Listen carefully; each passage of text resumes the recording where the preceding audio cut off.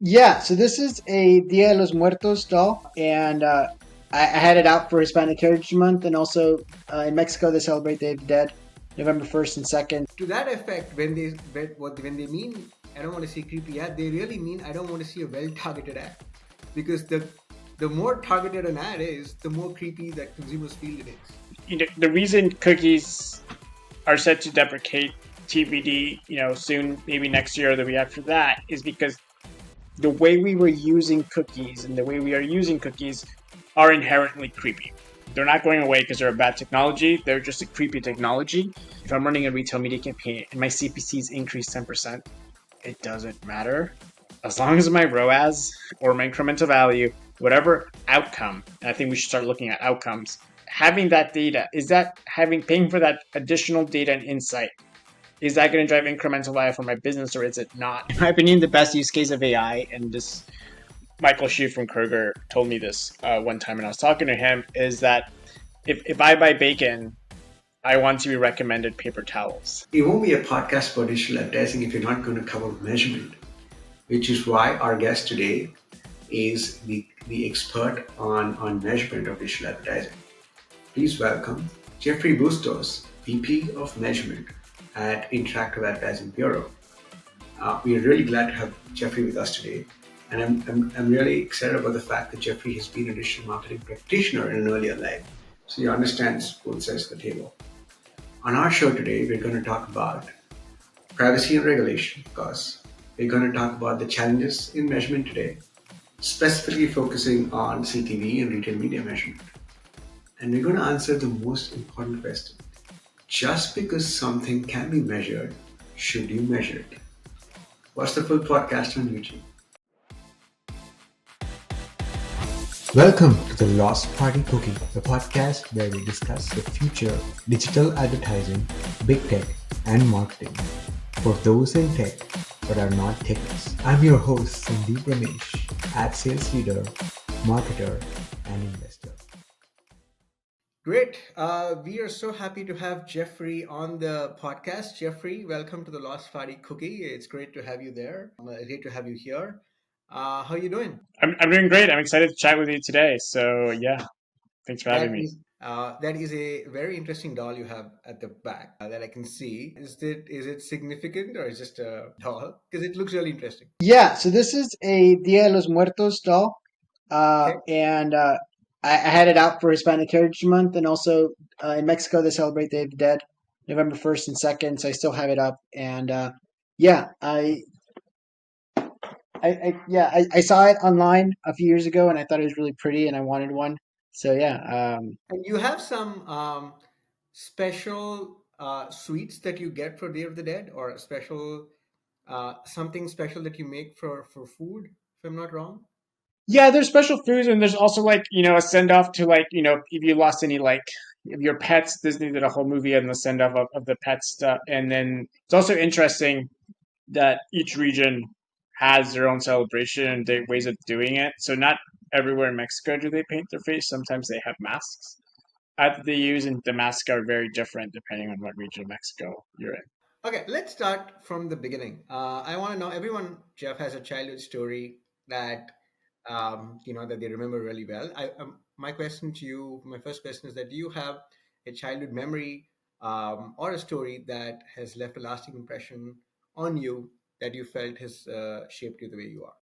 yeah, I think one of my childhood experiences is so I was born in Colombia, and I lived with my grandma for a long period of time because my mom went to the States and she was trying to kind of figure things out here. When I was in Colombia, I was mainly raised with my grandma, and during that time, my grandma was the one that taught me how to make arepas. And even now, as an adult, that experience is how I kind of share culture. So whenever I start a new company, after a few weeks of working there, I'll actually go and bring arepas to everyone, and it's kind of like a great way to kind of like break the ice, talk to someone more on a intimate level.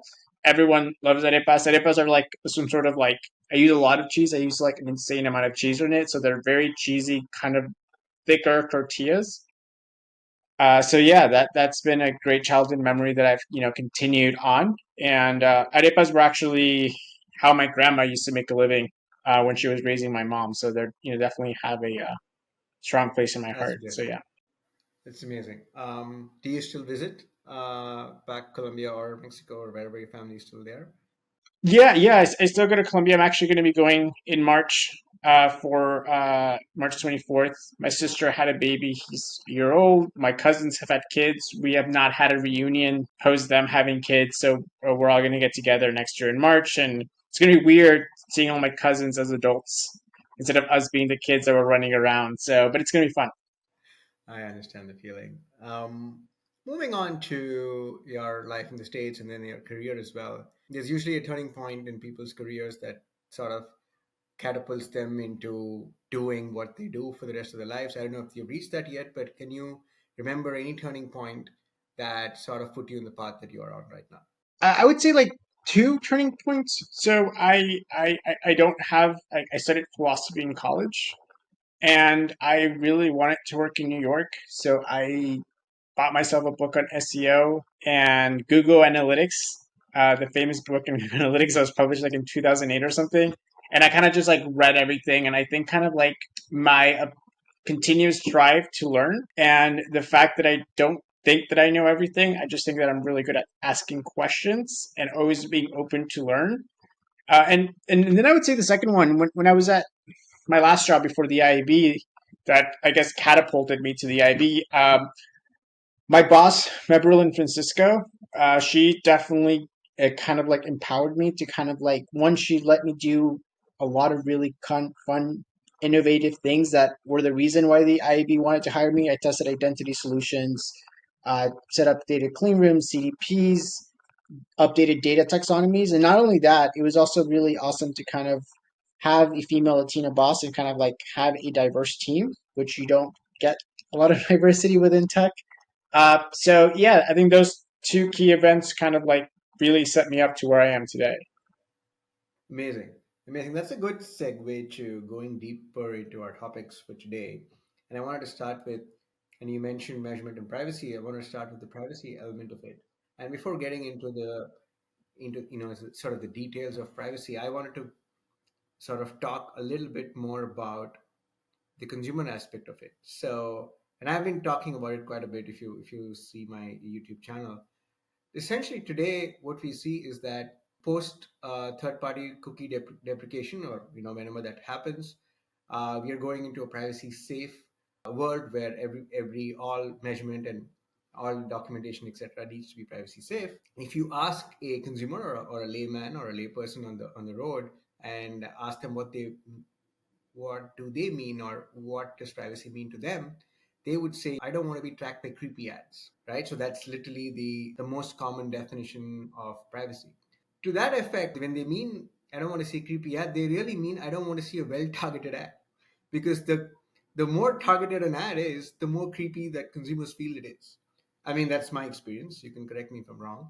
So, how do you explain to this person that they might have bought, like a shoe in Kroger, and then they may be watching Hulu and they could get an ad for that shoe or that brand of shoe, collaboration with both Kroger and with Hulu, and this is privacy safe? How do you convince this person that this is all in a privacy safe world?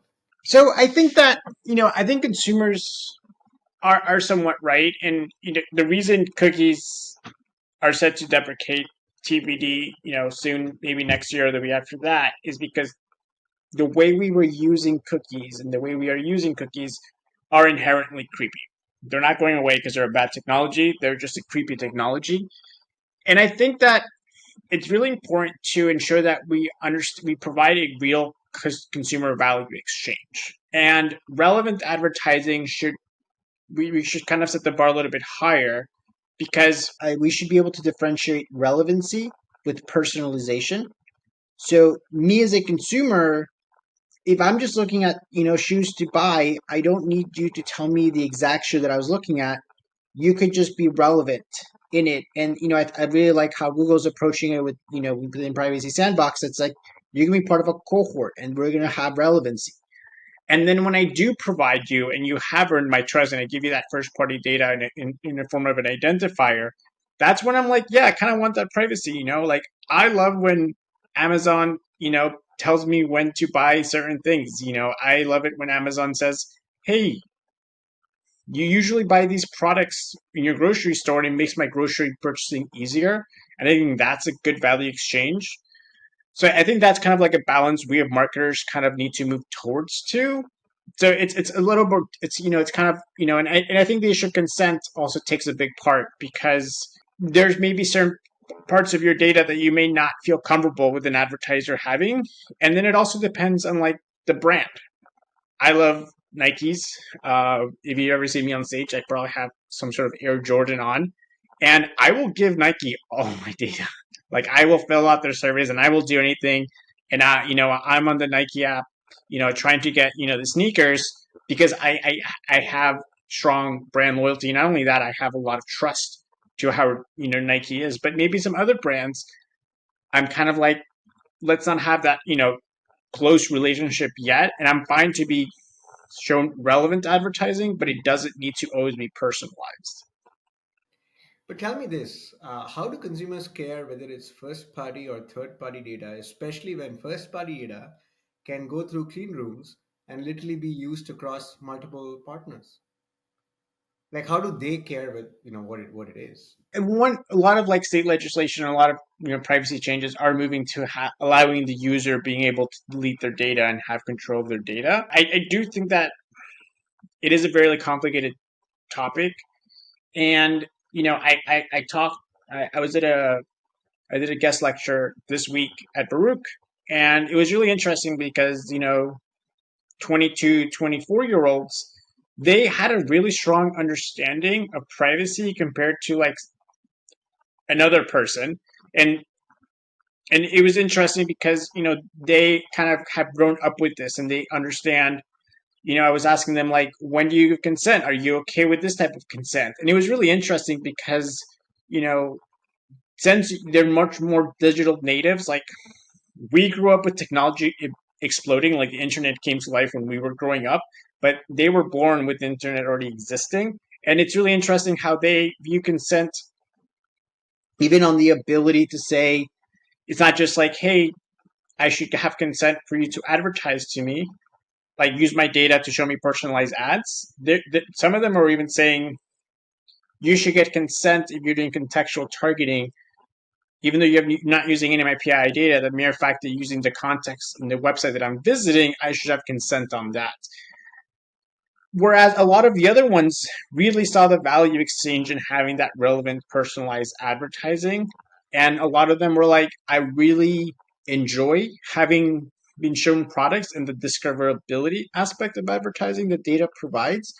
But then a lot of them were also really concerned in sort of like this personalization. If you kind of like take a step back at it, it also is creating a lot of these like silos within social networks and the internet. So a lot of them are saying, yes, personalize stuff to me, but also show me things that I'm not seeing every day.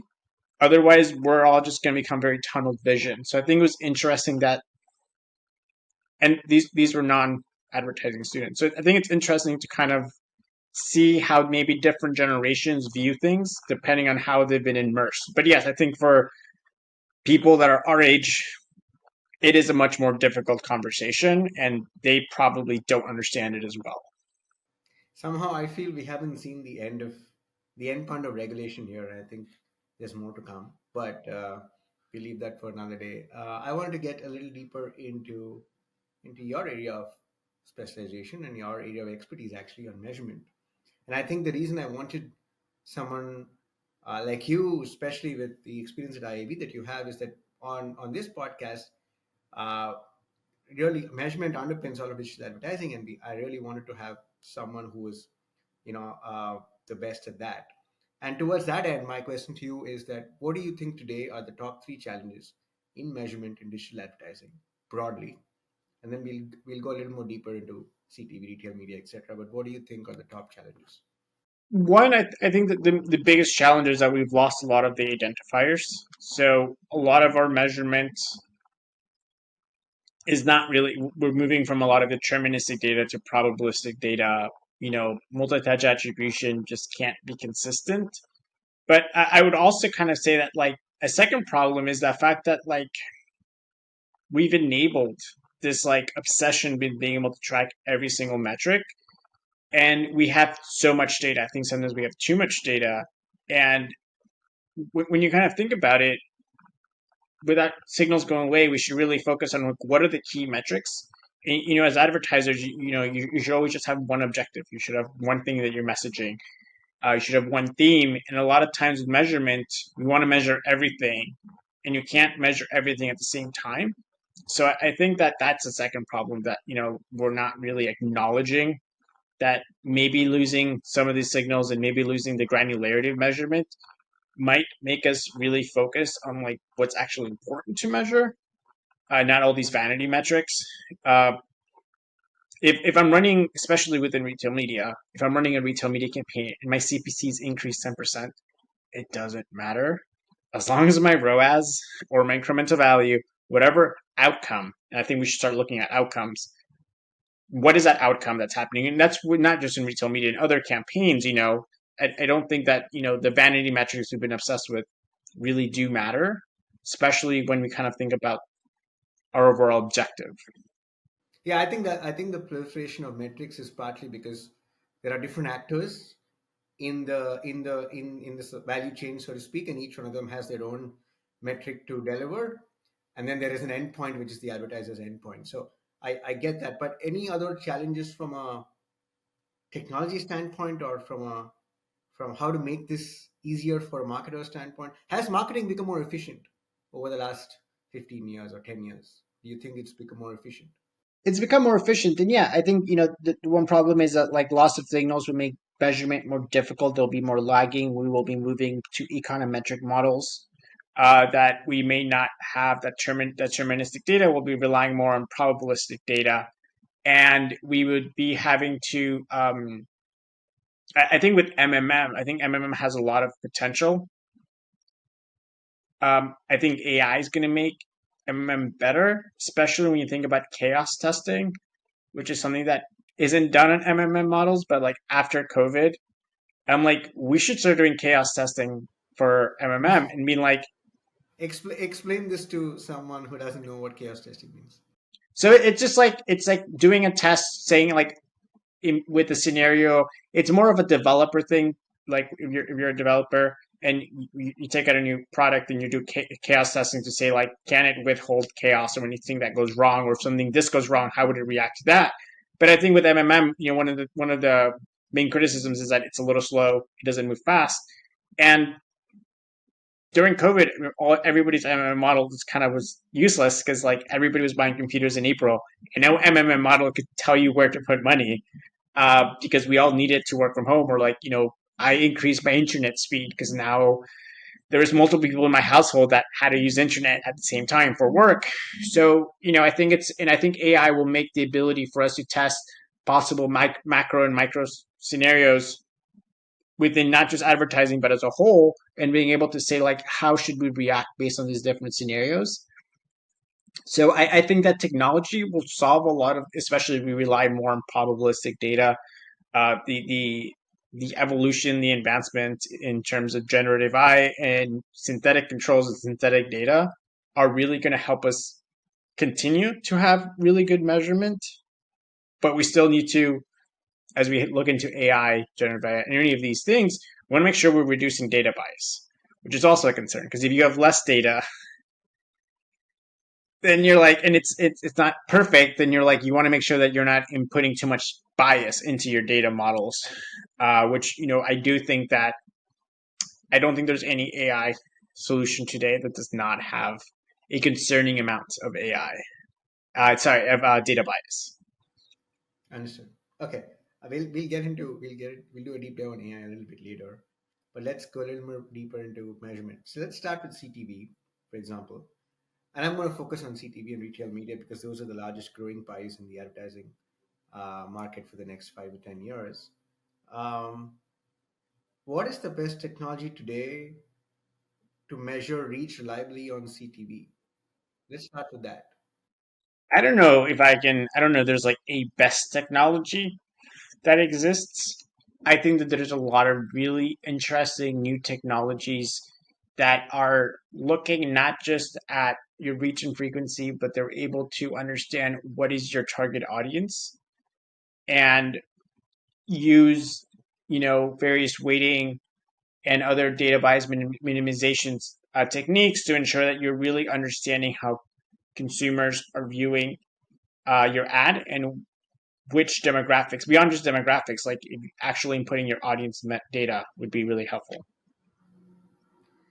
So today, just to explain to our viewers, today, if I'm an advertiser, I'm advertising on CTV. Um, do I? Of course, there are the usual Nielsen sampling method is there, but do I know deterministically how many households have watched me?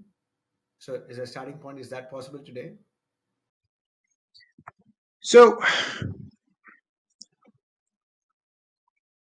for a very long time, television has been a single currency ecosystem.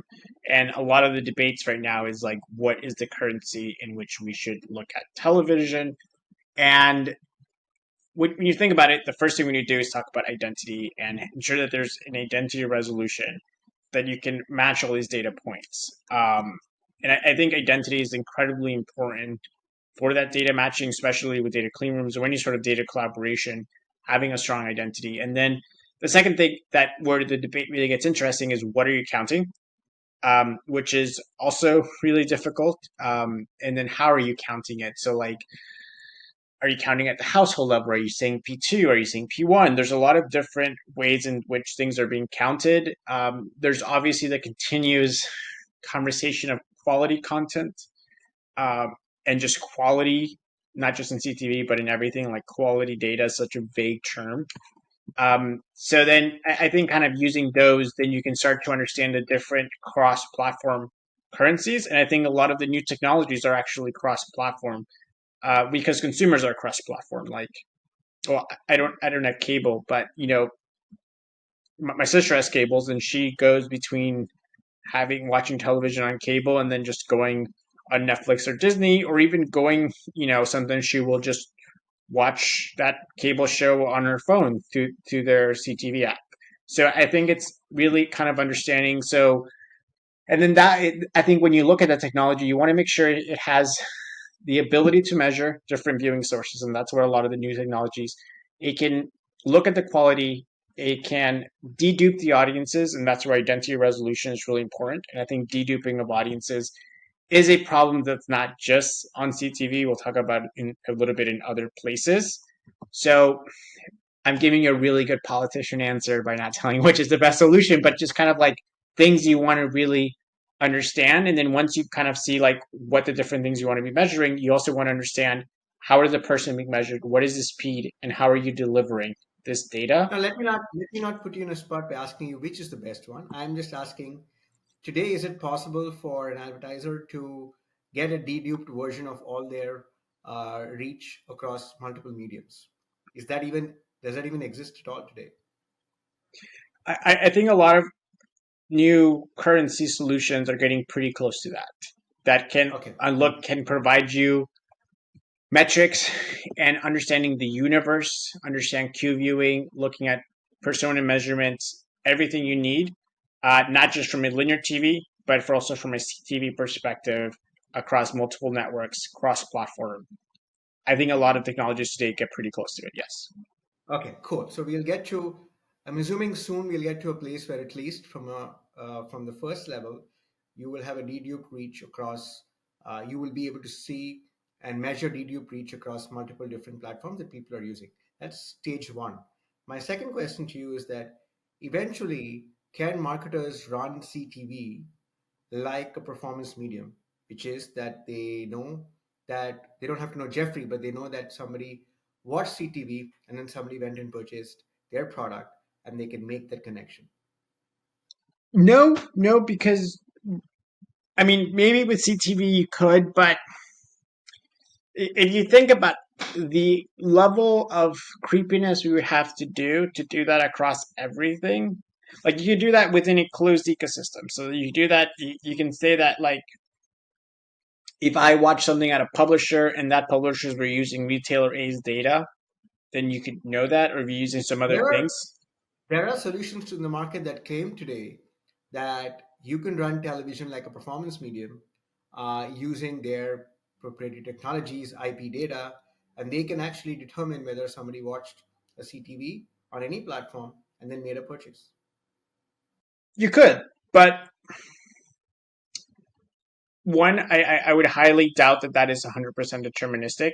So they probably have a sample data, and I think they're using sample data, and they have a probabilistic model they can do it, and then they can do it. I think that's great. I think solutions like that would be awesome. I think the question for advertisers would be, what is the objective of my campaign? And I think this is where it becomes kind of problematic, where we have all the technology to do it, but the question is not, just because something exists doesn't mean you should do it. If I'm running a national campaign to build brand awareness, why am I also measuring how many people are buying the product? Like you're pretty much setting two different KPIs, and you're making a brand awareness campaign all of a sudden a performance campaign. And I think that, so the question, and also the cost of that technology, or having that closed loop attribution to that CTV, you have to ask yourself, am I willing to pay that like having that data? Is that paying for that additional data and insight? Is that going to drive incremental value for my business, or is it not? It might reduce a little bit of waste. So you also have to understand, like, how much waste am I reducing? Is it worth it? In some cases it is, in some cases it's not, but I think it's really important to understand what is the objective that you're trying to drive. And I would say maybe in half the time, yes, it'd be kind of cool to do it. But in the other half, especially if you're running a national brand awareness campaign, if you're running a consideration campaign, or like you're running campaigns for, Black Friday, Cyber Monday, you're trying to just drive conversions, and yeah, that's awesome. But like, if it's your I'm always so on glad. campaign, doesn't matter. I'm so glad you're speaking the language of a marketer. But the world is full of CFOs and VCs and other folks who understand math. And there are a lot of folks pitching the fact that almost all your spends need to be measured as a closed loop measurement. I mean, you'd be surprised at the number of people in the industry who think that way. But I agree with what you said. I know. Yeah, I guess to the CFO, I would say, in this, if by you measuring your brand campaign as a performance campaign, is that added cost to your P&L driving more profit for your business? And if it's not, then you shouldn't do it. Like, that's really simple. And I think with some technologies it is. I think the use of data clean rooms and the use of like the closed loop measurement, especially seen in retail media, is driving that incremental value. But I think, in some cases it's not going to, and you're just kind of going to be wasteful. And I think in current climate of, a weird economy of inflation, but not really a recession, CFOs are a little bit more hesitant to approve that. But, if it's 2020, 21, when, CFOs were signing checks yes to everything, then yeah. So I think it also depends kind of like the CFO's mindset and, the economic trends. Which gets me to my next question about retail media, because I'll tell you why. If I'm a retail media network and I'm not Amazon or I'm not Walmart Connect or I'm not Instacart, pretty much, but I have a retail media presence. I have a reasonable presence in terms of my offline presence, and I want to now pitch my retail media network. My first pitch is going to be that why don't you use my I have collaborations with the trade desk, etc., and say that use my audiences across any other platform that you want, and I'll be able to tell you if the person who watched that finally came and made a purchase at my store, right? That's my pitch. That's my retail media pitch. A, do you think this is practical? And B, do you think the industry will move this way? I think it comes down to the fact of what is the objective I'm trying to reach. Because yeah, I think, I am a huge proponent of retail media offsite capabilities, especially with what we're seeing with Kroger and Disney, and a lot of what, the Trade Desk is leading and other companies are leading. But the question again becomes, using that data doesn't come cheap. There's a cost to it. So, you can buy that same exact audience across any CTV publisher, and yes, you are reducing waste significantly if you can get a retailer. If you as a brand can build an audience with a retailer that you know it's very accurate, and then run that audience through CTV. So the first question is like, what is your objective? The second question is the cost of doing this? Is the reduced waste outweighing the additional data costs that your company will run to use this data layer? Anytime you use any sort of data, whether you're using retail media data or any sort of third party data, you have to kind of weigh that. And if it matches your objective and the cost does outweigh it, then yeah. I think it's also a little more complicated, and I would be interested to see how technology evolves, because the average consumer goes to 2 to 3 groceries. So you could very well see an ad on Disney using Kroger data, and then you go to Whole Foods, you go to Walmart. And that's, I know that I've talked to a lot of like companies that are kind of looking how to resolve that and how to kind of understand, how consumers are viewing content and everything. But, within that closed loop measurement solution that you're talking about, you can't really know that, at least for the time being. So again, the cost, I think it's just a matter of cost and your objectives. And if Understood. both of them align, then do it. Let me give you a use case, right? Let's leave the closed loop measurement out of this and let's just talk about audience. I'm P&G. I'm the brand manager on, let's say, Pantene. I'll give you just a CPG example because I have a background there. Now, Pantene, I have been advertising to women 23 to 34 or 18 to 34 all my life. I've just used that as a targeting mechanism. Suddenly, someone comes and tells me that you can target anyone who's bought a shampoo in the last 36 months, but not Pantene. So, category buyer and brand non buyer. Of course, I'd love to target these folks. Even if I don't get a closed loop measurement back, I'd love to, instead of going after every 18 to 34 year old, I'd love to focus on this cohort. I mean, isn't that a promising enough proposition? No, it depends what your cost is. So let's say you're buying the data directly to the CTV. So let's say that data, like that CPM, buying directly through that CTV player, it's like you're getting a $25 CPM, and it's 10 million people, right? So that is about $100,000, right? CPM, 10 million people, it's $10,000. So it's $10,000 cost to do that. So, and there's waste, because the retailer is like, well, actually, your audience is really just 5 million people.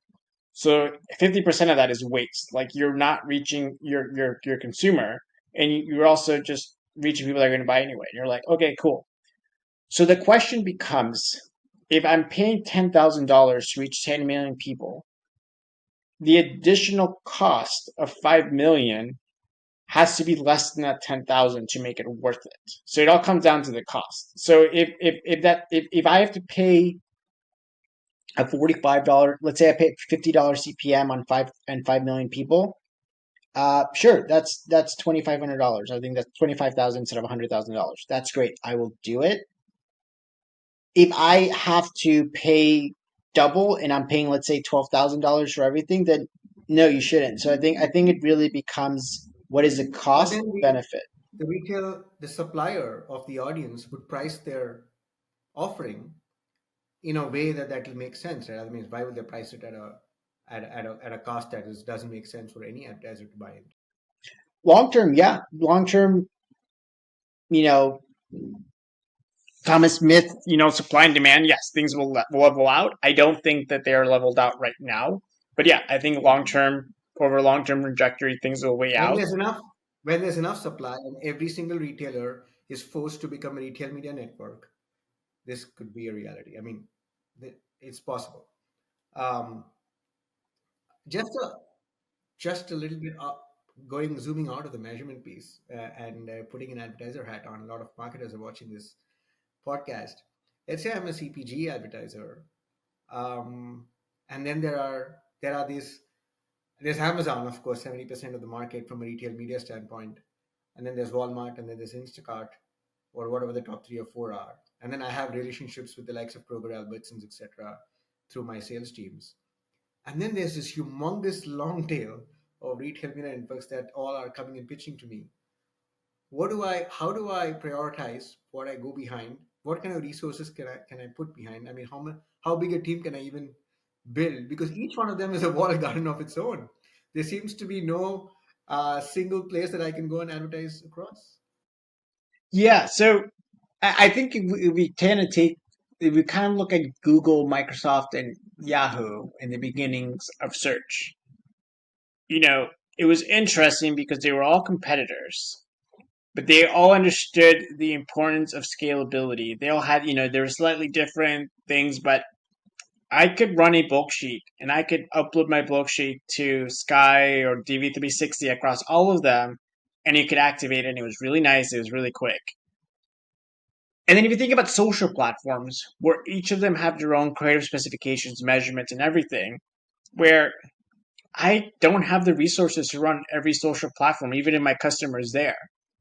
So retailers do need to make a choice and kind of say, like, do you want to be like a social platform where that means that if I am a brand, I'm only going to advertise in like the top biggest ones and I don't have time to talk to smaller ones? And it's all going to be based on category, or do I really want to? I think what we're going to do is we're going to see, not do, but I think what we're going to see in the market is we're going to see the rise of marketplaces. And we've seen the Trade Desk has their offsite marketplace with most retailers. You can buy their data across offsite inventory the Trade Desk has. Um, Microsoft Criteo and PubMatic have all launched their own marketplaces where you can, you know, the idea is that you can buy sponsored products on site inventory. So Sorry, sorry to interrupt, but I thought 70% of retail media is still search, and you could buy search only through the platforms. You are saying you could buy search also through marketplaces? a lot of them are moving towards that because to your point, if I'm, it doesn't matter how big of a CPG I am, I do not have the resources, nor do I care to talk to the 17th largest retail media network. I know that sounds terrible if you're the 17th largest, but like, and so I think that we're going to see a lot of consolidation or tiering where you're going to have the large players and then you're going to have the small players, and then they're going to have to be part of a marketplace where me as an advertiser, I can do that. And I even think the big players will probably see the importance of a marketplace because if you look at Google and Facebook, most of the revenue that Google and Facebook are generating are small and medium companies. Most of your profit is the big players, which is why they get assigned reps and everything. But the revenue, like I think 70%, I could add or take 5% there. Um, so if you think about retail media investment today, and you're like, it's $45 billion today, and it's going to get to 109 billion in 4 years, that's going to be through long tail and medium tail. Most of the larger brands don't have that much more money to drive an incremental. So it becomes, how can retail media streamline, create a marketplace to make it easier so that brands that are selling in your store can tap into that potential. And then also a marketplace in which if I'm a non-endemic brand, I can also tap into retail media data, which that's also really important. Like retail media data retailers have a very intimate relationship with you and they're with you through your life changes. So like tapping into that data, even as a non-endemic brand, when I was in a telecom account a few years ago, my best performing audience was buying people that bought moving boxes on Amazon. Like O&O, I was running pure O&O Amazon. If you bought a moving box, I would show you an ad to get internet. And it worked really well because I was tapping on the moment. And I think as advertisers, we need to start thinking about like the problem we're solving and not so much of like all this technologies and tools. I'm so glad you mentioned the numbers. 45 to 109 billion dollars. I have the same numbers with me, so at least we're in sync with that projection, wherever that goes. But 45 to 109 billion dollars. Can you paint this journey in two on two axes? One, where will this be in a proportion of on-site, off-site media and in-store media? Like what kind of proportions will this grow? I mean, will each of these grow?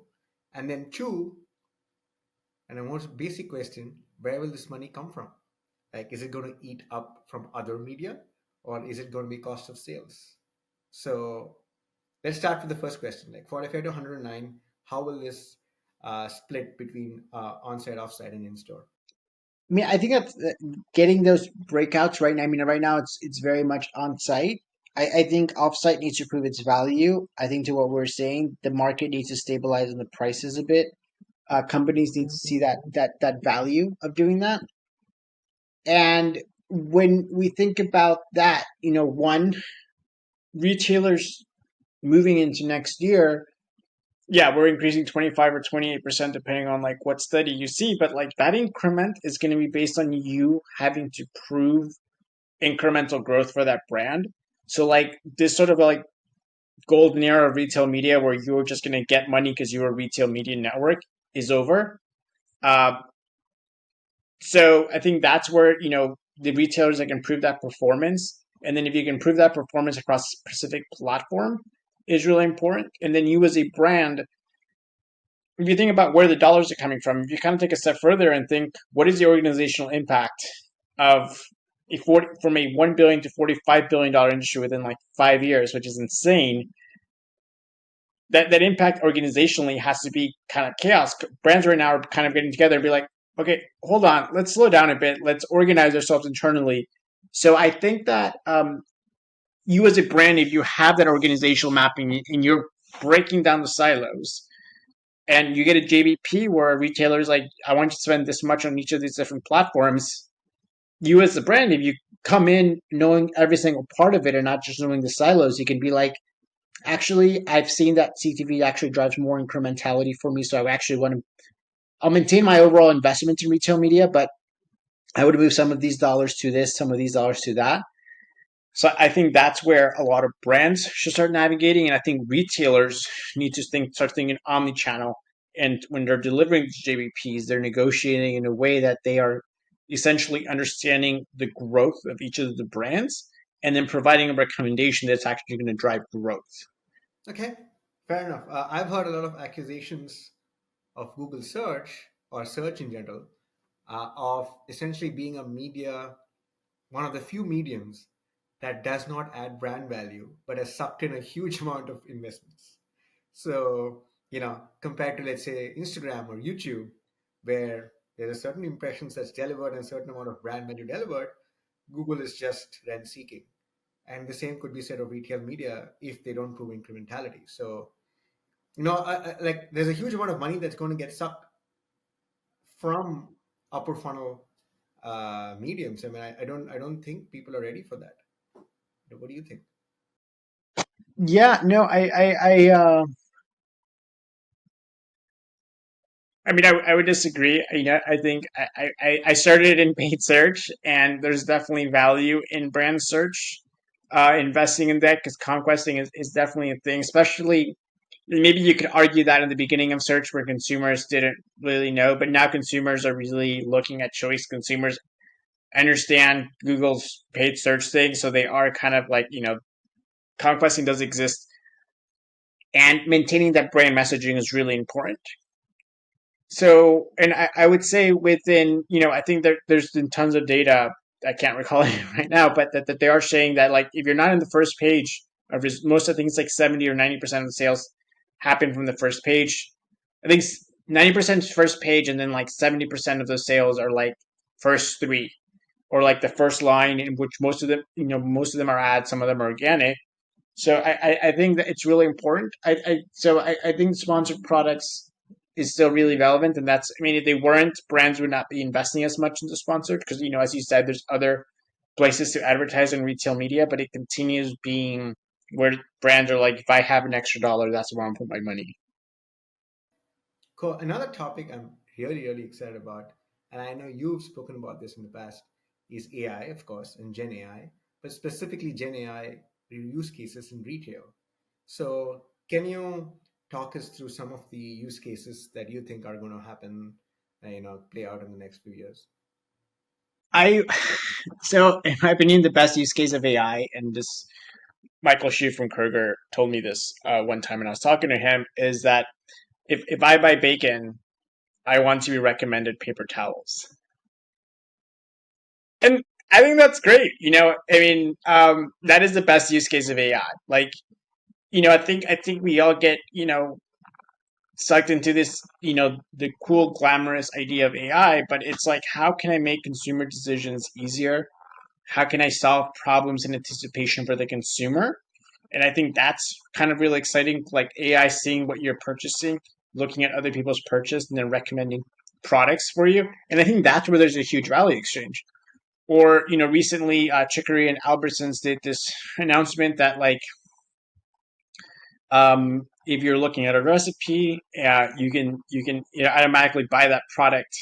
There's a link to buy it on Albertsons, which is great because, like, the worst thing about recipes is that you can never find the ingredients in the store. Or how Instacart, you can write something and you can say, like, I have all these problems, do me a recipe, and they'll give you the recipe, and then Instacart will add everything to your cart, and then problem solved. So I think that's where really that's one interesting part of AI. Obviously, improving supply chain and like really ensuring that things work better and efficiently and are able to move faster is definitely a thing. And then, as I was saying, improving their probabilistic data and the signals to leading indicators is, yeah. Cool. That sounds great. I just have one more question that I had that I wanted to ask you. Maybe controversial, maybe not. In retail media, and you obviously don't have to take any names, but between retail media, there seems to be like some sort of a race between marketplaces the likes of Amazon, Instacart, who who essentially have great data, great an ads platform and an ad servicing business, versus the retailers themselves who are building retail media networks, who have the additional benefit of having a loyalty card and a way to link their omni-channel or their offline to their online and build an omni-channel presence. In the long run, would you pick a winner here? I think the winner is how much data do you have, and not only just how much data, like how can you catalog that data, enable that data, um, and action on it. So I don't know if this is true or not, but they say that sometimes in some AI tools, when you give it too much data, it's more prone to make mistakes. Uh, so like, because it's having to catalog a lot more data. So like, you don't really need all the data all the time. So yes, loyalty data is incredibly powerful. Because it's deterministic, and if you can, and it will help retailers tie in store uh, engagement, activations, purchases with offline. Online engagement. But I've seen like really cool things where like some retailers that don't have loyalty data or they don't have that much, they're putting cart trackers, like trackers on the cars that in store, right? And they're tracking the cart in store. It's all anonymized because it's based on the cart. So they can look at the dwell time, they can look at the engagement, they can look at which aisles you passed, and it's all looking at the movement of the cart, and they can see the different ads in which the cart passed. And Okay, then they can understood. create incremental models to understand, like, if you bought a Coca-Cola, was it because you were just going to buy it, or did you like see an ad? And then you can look at people that did it, walk that direction, and compare the people that saw the ad versus not, and understand the incremental value of that. And then Does the card within that, also know? Does the card also know what you put into it? no, but some of them do. The more efficient, I guess the more cost efficient ones, they at the end of the purchase, it gets scanned. So the card to your purchase gets scanned. It's anonymous because even if you're paying cash, I will know what was purchased at the end by the cart. It's all sample data too, so then I can understand that. And then if you do have, like, if it happens if you just have 5 or 10% of loyalty data, then because you have that consumer consent, then I can scan that and I can use that. You only really need 5% panel. I mean, most of these, when we're talking about CTV, the panels are pretty small to get data. Then you can start understanding what is the multiplier. There's also a lot of really cool fintech companies that are helping retailers kind of like tie that whole full picture together.